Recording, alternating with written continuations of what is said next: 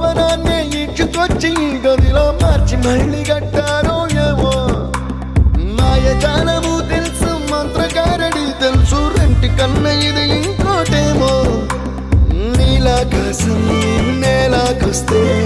ఇట్టాగే ఉంటాదో ఏమో ఈ సంతోషం దాచాలంటే హృదయాలు ఓ వంద కావాలేమో ఇంతందంగా ఉంటుందా ఈ లోకం ఇన్నాళ్ళు ఈ మనసుకి తెలియాలేదే పాపం